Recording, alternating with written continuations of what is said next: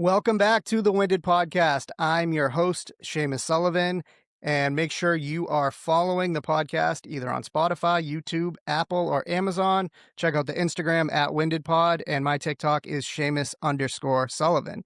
But today on the show, I have a certified personal trainer, also puts out some very informative fitness content that is not just attention grabbing and false information like you see everywhere else on social media. Today I have Nezzie Thomas on the show. Nezzie, how you doing? I'm doing great. Thank you so much for having me here. I'm so excited.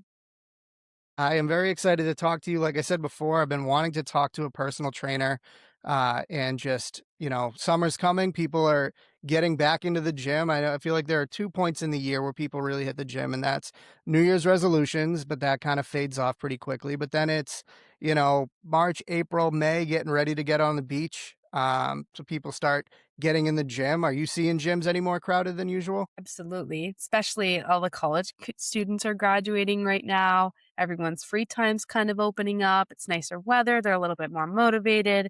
It's like night and day between a month ago and today. Yeah, it's been on my list to get back in. I've been getting out doing more walks, walking the dog. I'm getting more active, but I haven't quite jumped into the gym quite yet. So I'm hoping that talking to you today is going to give me that extra motivation. One thing I did leave out on the top in your intro, I know it said your name, Nezzie Thomas.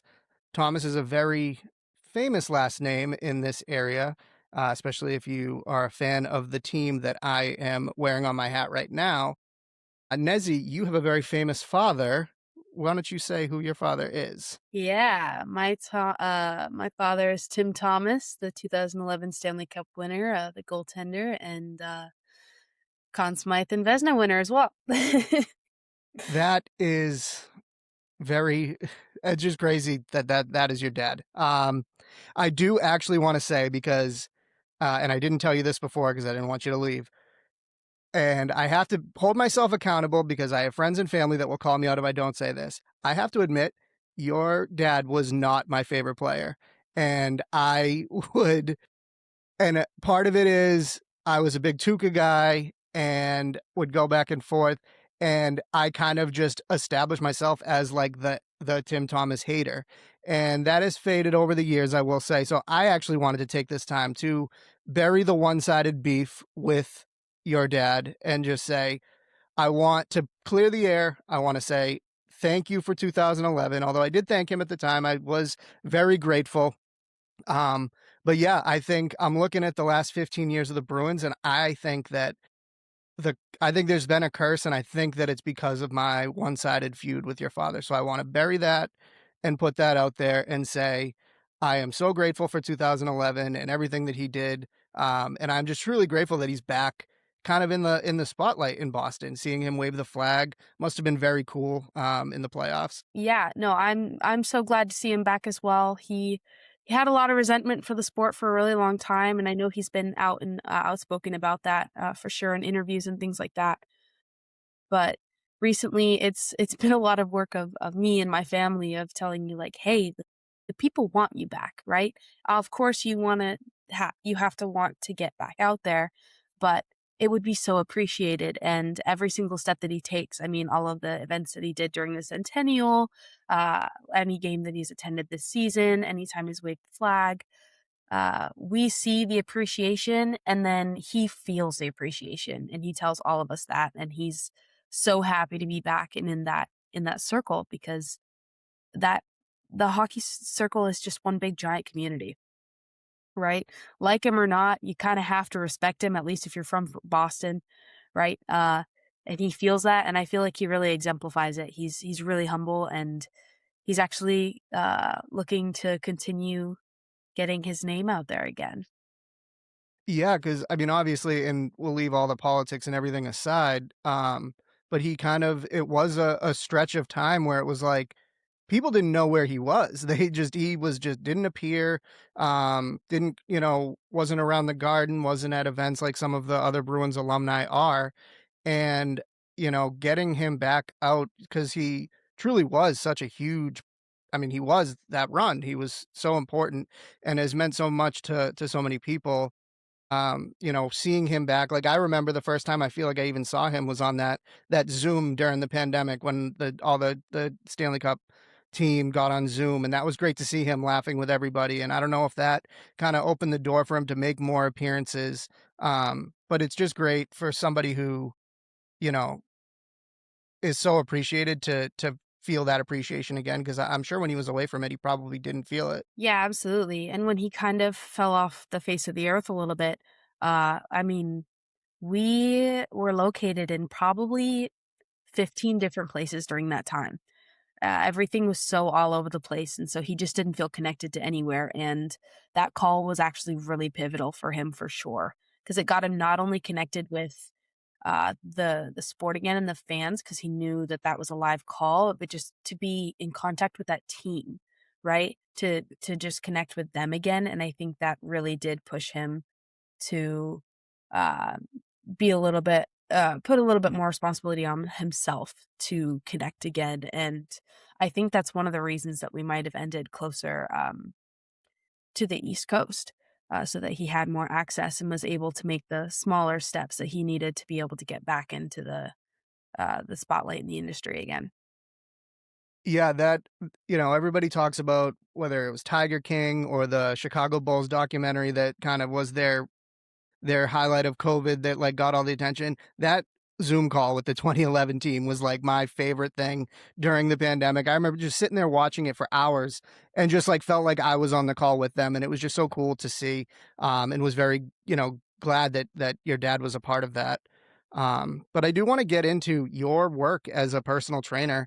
We talked about it before, that people joke, your dad was a professional athlete, so naturally you would become a personal trainer, and we joke that, your dad, although he was a elite professional athlete, he was not throwing the weights around that you are. So what kind of, obviously it probably played a part, but what led you to fitness in the first place? Yeah, absolutely. I have talked about this a little bit on my social media for sure, is about this whole idea that I grew up in such an athletic environment that it was oh so natural for me to grow up with these strong behaviors and habits, specifically in training, nutrition, just overall wellness. And that really just wasn't the case. I always joke about how my dad ate Burger King before every single game, and it became a superstition. Like if he didn't have his Burger King, he wouldn't play well, and he also refused to lift because he would get too big, and so that's the environment I kind of grew up in. I was allowed to play any sport I wanted and anything like that. So I was always athletic, but it wasn't enforced on me. It wasn't. I No one expected it to go anywhere. It was just kind of a part of the lifestyle. So it honestly wasn't until I got to college that I got into actual weightlifting and strength training. I played hockey for like 10 years. I played boys hockey for like 10 years. So I was always in an environment that was a little bit more masculine, I guess, and a little bit more, it valued strength. And then I switched into gymnastics, which is very muscle heavy, and just having a good base. And then I actually was supposed to play college tennis and I tore my rotator cuff. And everything in my life kind of went downhill my first few years of college, just partly because I had lost my energetic outlet. I didn't have tennis anymore. I didn't have hockey anymore. And I needed something that I could just divert my energy and effort towards that wasn't academics, because I didn't know what I wanted to do with my life. I didn't know what degree I wanted to get. And, the basic struggles of any 19, 20-year old in the US right now. And a friend of mine recommended weightlifting when I was at a really low point because I was sitting around all day. I was just having a really hard time emotionally. He was like, it's just really good to kind of ground yourself and create goals that are only centered around you and not anybody else. And I said, oh, okay. So I slowly started getting into the gym. It became something that kind of became a ritual for me. If I was feeling anxious, throw in an extra gym session because I could put on my headphones, block the world out, and call it a day. And then as my mental health was pretty low at the same time, it was helping me cope, but it wasn't obviously fixing any of these problems. And I started really becoming a victim of all of the misinformation and social societal influence on social media. Uh, I decided I wanted to go into a sustainable cut that was not sustainable. I cut down to a really, really low and unhealthy weight, and I stayed that way for a really long time, thinking that it was just a product of my discipline, right? I was doing everything quote unquote correct because I looked good.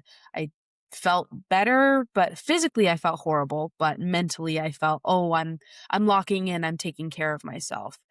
And it wasn't until I went through the process of realizing and recognizing that that wasn't a sustainable way to live, becoming more informed about nutrition, seeing nutritionists, therapists, things like that.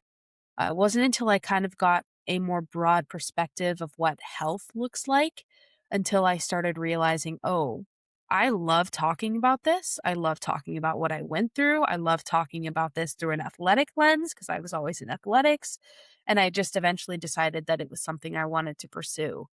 Um, Technically, my degree is in marine biology. That was like my first love. Uh, but when I graduated, there's just not a lot of funding and not a lot of opportunities. And I think it was the perfect push to take it in the personal training route into something that could be real and feasible because I had that time and that energy to divert to just the training and just the education I needed to become a trainer. And so it was a really, really long path to get there and path to get to health. But I also learned so much and specifically about balance, being able to keep your discipline, keep your consistency, create routines to fall back on while still living a normal life where you can, take a weekend off and you can enjoy your life and enjoy the things you love. And I think a lot of that also came just from growing up with my father and watching him as well. Because he didn't live the typical athlete life, and that's how I was surrounded. And so I saw the contrast, right? He lived a life that it was very not non-conformative when it comes to training, and I tried to conform every single part of my life to be ideal and optimal for training. And so I kind of found this middle ground and found how much that I, loved helping other people find it. I think that's great, and it's a message that's definitely not spoken of enough when it comes to fitness, nutrition, and everything. And I think it's great that you put yourself out there, and you obviously you're in very good shape, you're very strong, and you don't just post like the after pictures of you like after the workout. Like you will put you'll have little messages about balance, and I think balance is definitely a theme of your page. And, like the other day you posted something about how, everybody's so protein crazy when it comes to eating. And it's okay to just have like fruit and carbs or whatever. Like, just if that's what you need or that's what you want at that moment, like, you don't have to worry about throwing a steak in the mix just to get protein or like have to, force yourself to have protein. I think messages like that are not told enough. And I think that, somebody who could follow you, and if they're trained by you, I think they're gonna have more success because there's more possibilities for what you can do because you're not as restricted. Obviously, discipline and everything is a factor, and there needs to be some guidelines. But I think, being told like it's okay to have this or it's okay to do this if you're doing this the other times, which I think is just a great thing that you showcase that is not shown enough. Yeah, absolutely. I feel like nutrition's obviously the perfect example of that because our lives are not set in stone. It fluctuates so much and varies so much based on our environment, what we have access to, our cravings. Our bodies are also not machines, right? They're systems. There's we just vary so much in our needs on a day-to-day basis to follow some cookie cutter plan, it's not going to work physically or mentally. And that was one of the biggest things that I noticed from consuming media is it was just trying to shove all of these ideas of things I had to do down my throat. And as someone who likes control, I took all of them and tried to enforce all of them. And it wasn't until I had learned that lesson and realized how horrible I felt that I realized that I would rather die than put that out there.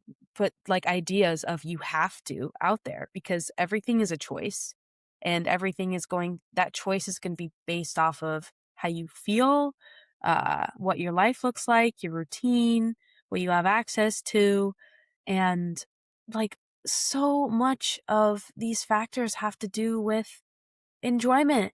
Life is short. I'm not gonna go tell you to drop every value you have because life's too short, right? You can definitely support yourself, but if you're doing anything on a daily basis that makes you unhappy for any reason to a point where it's infecting your everyday life, then that's not a healthy habit, you know? And so those ideas of not restricting and not holding yourself back, I think are the most important and actually the definition of balance because it's all about making educated decisions based on more factors than just what's quote unquote good for you biologically because the science isn't even clear on most of that anyways. Yeah, no, that's a great point. I want to ask when you are, whether it's seeing people on social media or whether it's working with a client, what is kind of something that people have in their head that's wrong or a misconception when it comes to fitness and being successful in a fitness journey? I personally, I think the biggest one on my mind, at least lately, has been this idea of an ideal outcome physically, like aesthetically in your body, right? Everyone seems to think that working towards a goal in fitness has to end with you either being super lean or super buff or, just some sort of visual cue that says you're succeeding, and that is just not the case at all. Everyone's going to have different goals, everyone should have different goals, everyone's body's different, capacity to change is going to be very different. Not everybody's life allows an entire 180, right? And so I think the biggest uh, piece of misinformation out there is just this idea of a transformation. Yeah, aesthetic goals can come with what you're working towards. They can be very pleasing. That's um, everyone's going to be able to relate to that. I'm not going to say that every single body is healthy, but if your body is capable and physically healthy, then those physical changes either might be too drastic, unhealthy, or simply not necessary. Yeah, it can. I mean, it's good to have a goal or something that you want to get to, but if you're too focused on that single aspect of it, one, it's discouraging that you're not getting there fast enough. But two, you may never get that, and if you're working towards it and the goal is to work towards it, you're going to be more successful. But if your goal is like, I want to be, absolutely ripped, can see through my shirt, like six pack, like, yeah, you can get there. But like, if you're too focused on that in the beginning part, it's going to make it that much harder to get to because you're fixated on the wrong thing. Instead of what you need to do to get there, you're just focused on the end goal. Yeah, absolutely. And I guess the better way to articulate kind of what I just said is like aesthetic goals are secondary, right? They're something that are incredibly satisfying and can come with putting effort into taking care of yourself and a health journey, but they also shouldn't be your primary drivers and you shouldn't expect them to happen. Another thing is a lot of people, I'm going to say specifically women just because I'm relating to myself, is you see all these other women with the bodies that you want or desire or really want to work towards. And I'm sorry, but their body is not your body. It is very unlikely that you will ever look like them, even if you had the same amount of muscle mass, the same amount of body fat percentage. I mean, any physical metric, you don't have the same genetics, and so you're not gonna look like them. So if you have this, like, idea of what you need to be or need to look like at the end, you're never going to achieve it because 'cause you're never going to be satisfied because you're never gonna fit the criteria that you've made. And so, I think just one of my biggest focuses, I guess, as a coach is just that idea of capability. Are you able to move? Do you feel strong? Uh, are you noticing that you have more energy throughout the day? Are you more confident because you know that you can do these things? I think that those are just so much better measurements of success than look, I've gone down an inch in my waist. Like, yeah, that was bound to happen because you're taking care of yourself. Like that, but that's not the focus. I'm really happy for you, but we're also not going to focus on that as your wins for the week, if that makes any sense. No, it does totally. Another thing that I think is common, and you actually touched on it on your Instagram story this morning, was, you know, you're going along and you're working out and you're in a good routine, and sometimes you go to the gym and you just don't have it, and it's frustrating. It's you feel like you're not making the progress. How do you get through a workout that you know in the first lift that you do, you're like, I don't have it today, but I'm here anyways? Yeah, absolutely. I struggle with this a lot, especially in the past. I'm much better at handling it now, clearly. I'm a level 10 perfectionist, right? So if I do all of the things I'm supposed to do before a lift, making sure I get in balanced foods, making sure I have a good pre-workout, for me, it's having a moderate amount of caffeine because that tends to really help me personally and how I feel in the gym. And when you just feel off, the biggest thing to recognize is that your body is not some machine to fix. It's a system that's constantly giving you signals, and it's not perfect because you can't account for every single signal or every single factor that's going to um, influence your energy levels, your output levels, right? You may feel energized, but then you go into that lift and it's just not quite moving. And I think the biggest thing is recognizing that your body is only going to give as much effort as it feels safe to at the time, right? That can be food, that can be sleep, that can be stress levels, all of these different things that could influence your performance for the day. But regardless, you can't go into the past and change those factors. Your body is existing in the state as it is. And you kind of have to say, okay, how much can I utilize what my body is able to give in this moment? So, for example, this morning, I made sure that I kept all my weights consistent so that I knew that I was still pushing myself as hard as I could, but I also if I was gonna fail a lift, I wasn't going to blame my body for it. It's, "Okay, you know what? I pushed to absolute failure. I did everything that my body felt safe giving today." And that's how you know that you are in control, right? You're not letting it, influence you. You're not letting it take over your emotions. It's, "Okay, this is the reality, and this is what I'm going to do with it, and I'm going to make this productive." And I think that's one of the biggest mindset shifts is just that idea of you can only do as much as you can do in that moment, and you can't go back and change all of the factors that put you in that position. The only thing you can do is be better moving forward if you know what influenced it. For me, it was probably lack of sleep. Guess who's going to bed early today? It's little shifts and little things and just becoming more aware of what your body's trying to tell you and accepting that as fact instead of accepting it as some I guess, like, kind of villainizing your body and, "Oh, why is it doing this to me?" or "Why do I feel this way?" You'll beat yourself up if you try and figure it out like that. You kinda just have to meet your body where it's at and move forward from there. There's only one way to go, and it's forward, right? And it's never gonna be perfect. It's a good reminder, and I find when I'm working out and I have one of those days where you just don't have it, your mind immediately goes to, well, now I'm not moving forward. But it's good to know that, you just being there and putting in whatever work your body can do that day, you may not be setting a personal record, or you may not, be lifting more or whatever, but just the act of doing what you did that day is still moving you forward, even though you haven't it may not feel like it in the moment. And so that is a good reminder that I definitely need to tell myself every once in a while. Yeah, absolutely. And the other idea too is that you can think of this idea of to push through, right? Today I happened to push myself as hard as I could with what I had. But there also, if I had decided, you know what, this isn't the day, my body's really not doing this, I should take an extra rest day. There's also no failure in that either. Because every single sign that my body gives me is just data to collect and recognize. And just that mindset of I have to be building, building, building. Well, your body does all of its building in rest, right?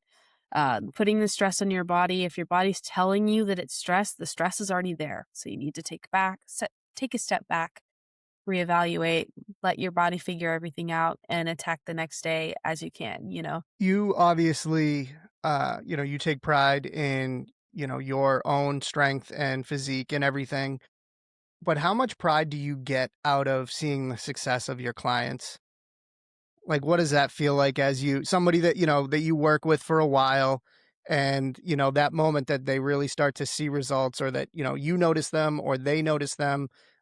What's it like for you, and how does that compare to your own successes? Every single one of their successes is just as much my success, not to take away from them, but every PR that they hit feels like I just hit a PR. Right? Because I'm when I hear someone's story and I help them get past things that they're struggling with, whether it be fitness or mental health or nutrition, like I become a part of their process. And so, and their journey. And so watching them get a win is honestly more satisfying than when I receive a win myself. Um, you really learn to connect with people when you deal and are like work within the health space, and watching someone progress from ground zero or actually wherever they start, right? They could have been consistently lifting or just had a few little hiccups to straighten out. Regardless, watching them through that whole process, I mean, in my opinion, it's like raising a child, right? And my coaching is set up so that I don't want you to be coached forever. You know, I'm here to help you figure out your kinks. I'm here to help you create consistency, create a system that helps you feel like you can fall back on it. Um, and then I'm here for support whenever you need it. But watching them build that kind of independence, it really feels like you're raising someone to a level of themselves that can carry them forward. It's like setting a bird free, if that makes any sense. It just reminds me of the work that I'm doing and the empowerment that I'm providing. Again, it's not to take away from them because they're doing all of the effort, but if I can be the guide that allows themselves to be real with themselves and meet themselves with reality and work hard to better themselves. I mean, what better society is there than a society full of people who want to be better and for themselves and for others, you know? Couldn't agree more. What is an exercise that you think, or it could be a set of exercises that people maybe ignore or don't give as much attention that could really help improve their overall health and kind of fitness journey? Comes to mind, I feel like a lot of people just skip over legs and I used to be kind of the same thing where I'd rather do bench press every day or do curls or do whatever, like the more like fun or the ones that people feel like do more. But it is when you do work in legs, for me, it's like, oh, that actually does make so much more of a difference to the overall health. But what would you say is the most kind of neglected exercise that could really benefit someone? Yeah, I wouldn't even say it's a particular muscle group because I feel like every single person is going, not every single person, but many people will exclude a certain muscle group based on the goals that they have. For a lot of people, it tends to be legs. For a lot of women, it tends to be upper body. So I guess it wouldn't really be that specifically because it's so varied. But the one thing that I would say is mobility, especially in a weightlifting space, in a strength training space. When you build muscle, your mobility tends to it's like a seesaw. You build more muscle and your mobility becomes a little bit more limited, a little bit more limited. And part of it's just size, part of it's tension.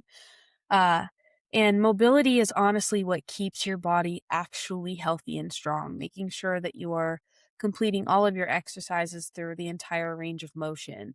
I have an entire, like, one of my rest days is technically a mobility day where I just stretch my body out and loosen it up because in your everyday life, your movements aren't rigid, they're fluid, right? You want to be able to move in all planes of motion with ease and still have the strength to support yourself through those movements. And if you want to talk about longevity too, overall health and for lifespan, if you look in some of the places on earth that have the longest lifespans are people that just move occupationally. They're not training in the gym every day. Yes, training in the gym is great and strength training is fantastic. But at a fundamental level, the absolute best thing you can do for your body is just move it in all ways consistently. So I think when it comes to the training space, particularly, people tend to lose sight of just what gets them through life on a day to day. And I think that that's one of the biggest missing pieces that would prevent injury, prevent strain, prevent uh, just, yeah, their overall motion, especially as they reach old age, because muscle doesn't do much if you can't do anything with it. Yeah, the popcorn muscles. Exactly, exactly. No, I was just gonna say, like, I used to be a gymnast, right? And a couple of days ago, I went to an open gym for the first time and I did some tumbling and I posted about it too. And I was just amazed at myself for all of the things that I could still do and the skills I still had. Yes, some of it was muscle memory, but I was really afraid of being able to move my body in those ways because I haven't in so long.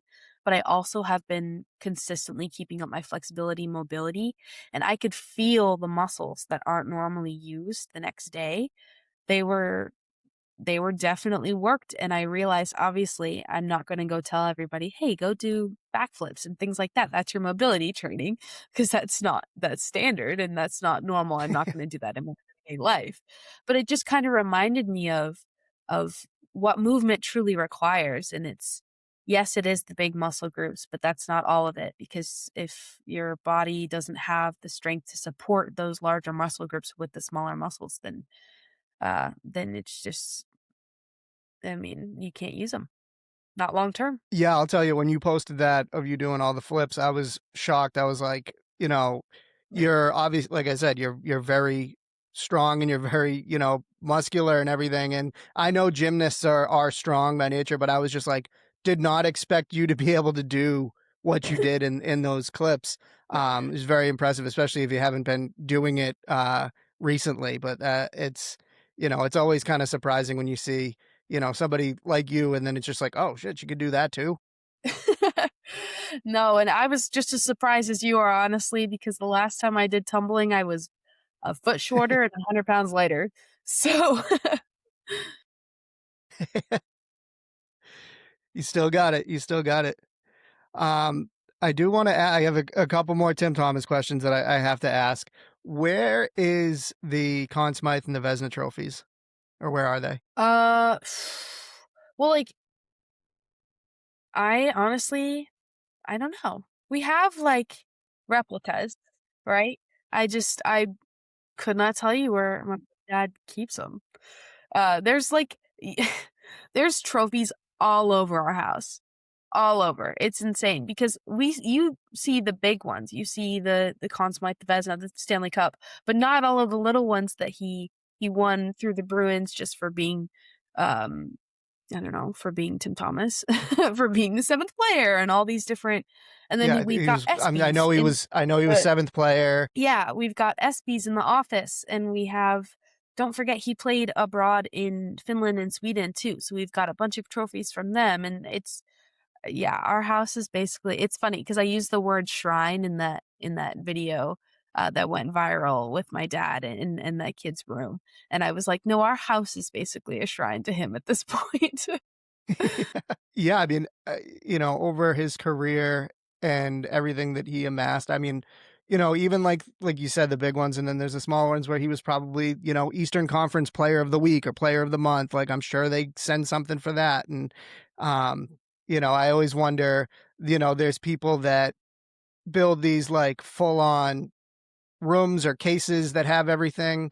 But I feel like just him, I could see you like going into a garage and like in a box there's just like the Vesna trophy, just like it's like, oh yeah, like I won that. Like he seems like it's this, thing that would be a centerpiece in everyone's home. Like you walk in and it's the first thing you see, but I could see him like it being like in the kitchen or just like, like hanging stuff on it or it just being like another thing. Yeah, absolutely. It was like that for a long time. Now we have the most, the little things. Obviously, he likes the reminders of how hard he worked, but they don't have like the as much sentimental value and as much monetary value as well. So all of the most important ones are behind lock and key now, as the family was like, dude, you can't just have that lying around. Um, so the most important ones are tucked away. I don't even know where they are. Like he keeps them nice and well hidden, but there's reminders everywhere, and that is definitely our house for sure. Things are what forget what type of trophy it was. I think it was one from sometime in college. We literally used it as a coat rack for years. Yeah, that's it. Just it seems like that's the type of personality that he has, and that you guys literally need to knock some sense into him and be like, no, this is like they give one of these out a year. Like there's only been, the NHL's been around what 100, like there's only been 100 winners of this, and you have one. Like it's more than just like a coat rack. That's funny. Yeah. Oh yeah. He's definitely one of the most. What's like the typical? I'm sorry, he's one of the most what? Oh, I was just gonna say he's probably one of the most humble people I know in that regard. Just because he thinks of himself as a regular person, so for him to have uh random trophies lying around, he's like, "Yeah, I won them, but it's not a big deal." And we're like, "Okay, you keep telling yourself that." What's the typical response when you do tell people that, if you say you're in the Boston, I mean, just I'm sure all of New England, when that comes up that he's your dad. Yeah. Oh yeah. Specifically in New England, it's always just the wide-eyed, like, "No way," kinda thing, and then it just comes rolling in questions. Because I think that's the best thing about the Boston sports community is the amount of respect that they have for their athletes as well. Like, yes, you're gonna find some people that are just crazy fans, and they just, like, some of their excitement, you're like, "Okay, calm down. Yeah. Calm down." For the most part, it's just questions. They wanna know where he is now, what he's doing, what he's been up to, how he feels, what he's doing in the future. They just kind of treat him as a guy that they love and respect and want to see more of. So I will say, at least in the last couple of years, I've been pleasantly surprised by a lot of the reactions because they have a much more mature response than what might have happened when maybe the cup year or a couple years after. They're not as obsessed and more curious and interested, and I appreciate that for sure, especially as the daughter, because to me he's just my dad, you know Hmm. he's just a guy I see every day. Yeah. So you were probably what, 5 or 6 years old when they won the cup? I think I was 7. 7. Yeah, So I'm 7. do you remember the day with the cup? I do. I actually I when they won the cup, like, the night they won the cup, there's a bunch of pictures of me in the corner crying because I wanted to be there and I was not at the game. We had a watch party at our house, and we had a nanny because my parents were gone all the time. Uh, and my nanny was trying to calm me down the entire time, trying to give me the reality of, like, "Your dad just won the Stanley Cup," and little me was not having it. And it wasn't until, they brought the cup to our house, and we bobbed for apples, and it had cereal in it and, like, did all the cool stuff that I was like, "Oh, my dad's so cool," but, the night that they won, in my headspace, I was not having it. Yeah, I mean, couldn't imagine my dad winning the Stanley Cup and having to watch it on TV, and being like, "I should be there," and so I think you're totally valid in that response. Yeah, oh, yeah, and my sister was there too, so, the jealousy, whew, top tier. So your sister was in Vancouver? Yeah, Yeah. Oh, that makes it even more. I totally get, like, you know, exactly. yeah, that's tough, Now but I'm not so bitter about it. I get it. I was 7. That was yeah. not necessary for me to fly, I think they flew, like, the night of, and it was yeah, no, I get it now, but no, I do remember it very, very vividly. I remember everyone's reaction. I remember watching the TV and watching my family celebrate on the TV. That's something I'll never forget. I'll never forget the excitement on my dad's face as well, because even though I was really young, I still watched him go through everything. I would say me and my dad have always been pretty close. Uh, I guess not always, but in terms of we were always communicating with each other. I was always calling him while he was gone. I was definitely a little bit of a daddy's girl, especially when he was playing. Um, so I remember watching him go through so much and watching him win was uh let's just say one of the drivers for how I approach my life now, for sure. I mean, I remember. I mean, I was 21 years old, so like prime, like the best age you could possibly be for like your team. Like the Bruins are my number one team. So to be 21 with all my friends, uh, and before that, I'd never even seen them get to the East Finals. Um, Winning the cup was something. Even grew up playing hockey, watched the Bruins, was just a diehard fan. Really didn't ever expect them to win it just because that's just the Bruins. They just don't win the Stanley Cup. So that was just such a core memory for me. And then going to the parade. Were you on a duck boat for the parade? Did you get to at least do that? Yes, yes. I was right up there with the whole team. I remember that pretty well too, and, uh, that was that was the first time I truly felt the Boston energy for sure. I mean, obviously, that's next level. That was a celebration that no one's ever gonna forget. Uh, but Million it people. Yeah, yeah, oh, yeah.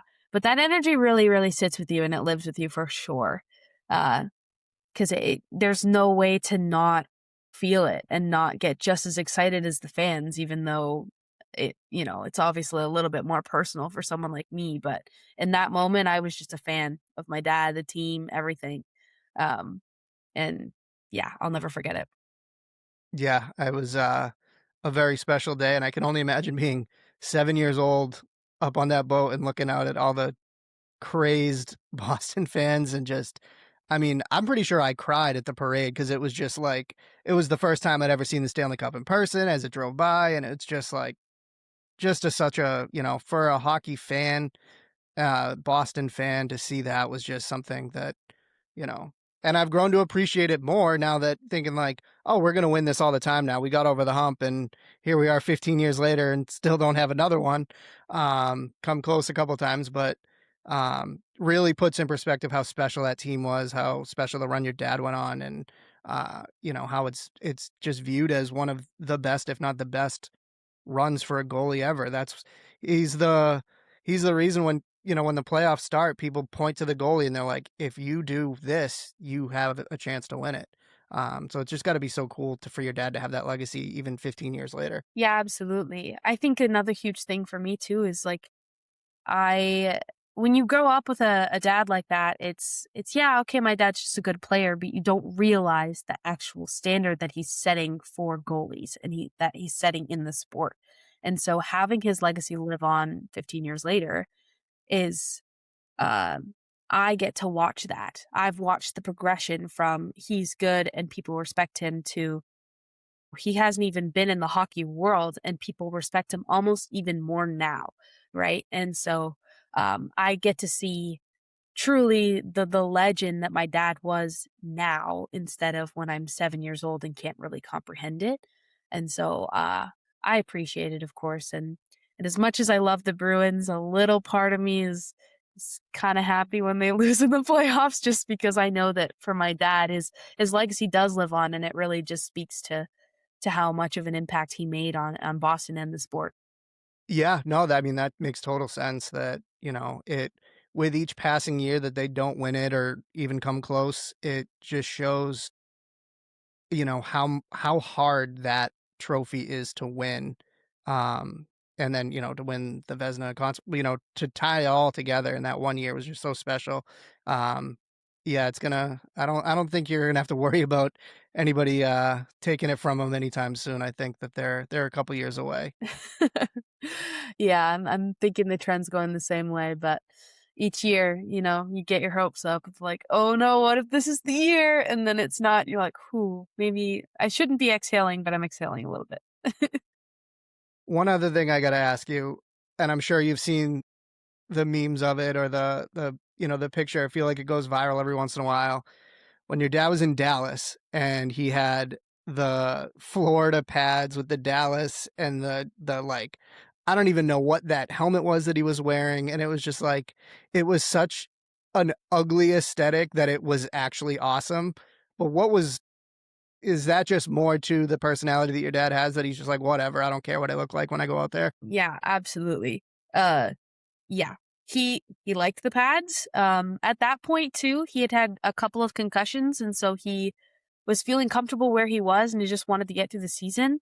And so he really said, like, "I'm comfortable here. You're gonna have to deal with it. Looks aren't everything. Let me save what I'm gonna save." Um, and I definitely that's one of my biggest things that I admire about him is he really just doesn't care. People could say anything about him, and he'd take it to heart in terms of like if he was hurting somebody else, he would change it. But if it's just an opinion, it rolls off him like it's nothing. And he's like, yeah, okay, I like my life. Goodbye. And that's just the ultimate mindset, especially for someone who lived in the spotlight. Like I think that's crazy and that he was able to do that. And yes, I see the memes. People send them to me all the time. I feel like half of my DMs are just videos or pictures of my dad in the past, and I see that a lot, and it does remind me of just how real he is. Again, he is just my dad, and if he had showed up to beer league like that wearing pads, no one would care, but because he was, people were gonna say something about it. He didn't care, and I think, yeah, that just speaks a lot to what he stands for, like, who our family is now. Yeah. I just think it's funny that I'm pretty sure he was like playing against Florida wearing the Florida pads and like in the Dallas uniform. But hey, it worked for him. And especially when you're dealing with, concussions and, wanting to stay safe, you want to wear the equipment that makes you feel the best. But I had to talk about that because that's it's just an iconic picture that will just continue to surface because you'll probably never see anybody pull that off ever again is to wear another team's colors, yeah, obviously, like, he was traded, so there was you're not gonna just have the Dallas pads ready to go, but, I feel like any of the goalies today would just wear something neutral and not wear especially the Florida Panthers have such a distinct color scheme and completely clashed with the green and black of Dallas, but so funny. Yep, yep. No, and that's another reason that keeps him so real is one of his biggest things, when he was talking about changing pads and stuff was money. He's like, "If I like them, why would I pay for another pair in a different color? No, that's ridiculous." And I was like, "Fair." You Yeah, know?